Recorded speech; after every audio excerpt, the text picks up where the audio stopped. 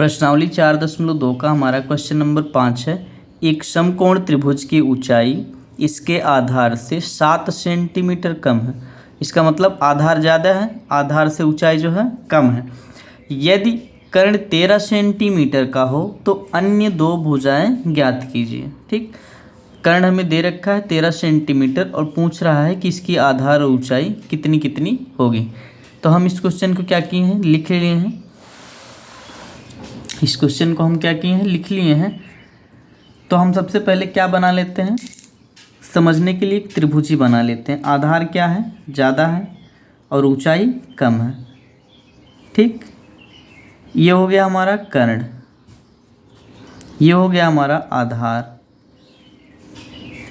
ये हो गया हमारा लंब या ऊंचाई।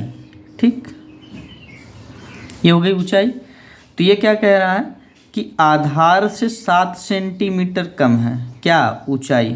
तो आधार अगर हमें पता नहीं कितनी, तो आधार हम क्या मान लेते हैं, x मान लेते हैं। तो ऊंचाई कितनी हो जाएगी, तो इससे 7 सेंटीमीटर कम, x - 7। और कर्ण पहले दे रखा है इसने 13 सेंटीमीटर की।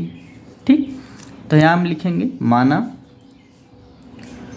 माना आधार बराबर x।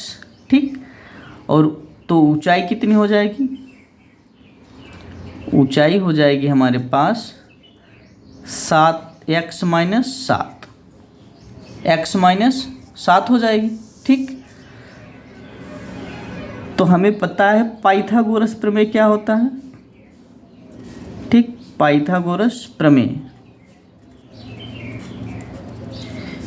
ये होता है हमारा कर्ण का वर्ग बराबर आधार का वर्ग प्लस लंब या ऊंचाई का वर्ग, ऊंचाई का वर्ग। ठीक, तो कर्ण हमारे पास कितना है, 13 है, 13 का वर्ग प्लस आधार हमारे पास कितना है, x का स्क्वायर प्लस लंब हमारे पास कितना है या फिर ऊंचाई x - 7 का वर्ग। ठीक, यहाँ से a - b हो गया, तो a - b का होल स्क्वायर क्या होता है, a square plus b square - 2ab। ठीक, ये होता है। तो ये हो गया हमारे पास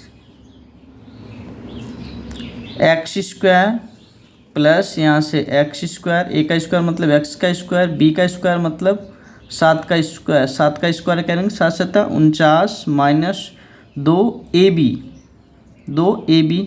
तो 2ab क्या हो जाएगा हमारा, a हो गया हमारे पास x, b हो गया हमारे पास 7। ठीक, और ये 13 का गुणा 13 × 13, ये कितना हो जाएगा 169 बराबर x स्क्वायर कितना हो गया 2x स्क्वायर प्लस 49 - 14x, कितना -14x बन गया ये। तब 169 को हम उधर भेजेंगे, ये 0, 2x स्क्वायर प्लस 49 - 14x - 169 बराबर ये हो गया हमारा 0, और ये 2x स्क्वायर। अब 169 में से 49 निकल जाएगा, सबसे पहले ये 14x बना लेते हैं, इसको इधर भेज देते हैं। तो ये हो जाएगा 169 में से 49 निकल गया, 120 बच गया। कितना, 120 बच गया। अब क्या करते हैं कि 2 से भाग दे देते हैं, 2 से भाग दे देंगे, थोड़ा सा सरल हो जाएगा ये।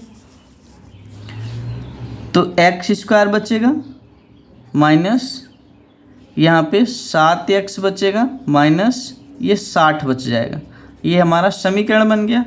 अब इस समीकरण को हम हल करेंगे। तो इस समीकरण को हल करेंगे, 7 को 2 भागों में बांटना है, x स्क्वायर 2 भागों में बांटेंगे ताकि दोनों का गुणनखंड हो। तो 60 × 60, 30 × 2 = 60, 2 × 15 में 30, 3 × 5 = 15 और 5। ठीक, इसको 2 भाग में बांटेंगे ताकि घटाने या बढ़ाने पर कितना आए, 7 आए, घटाने या जोड़ने पर 7 आए।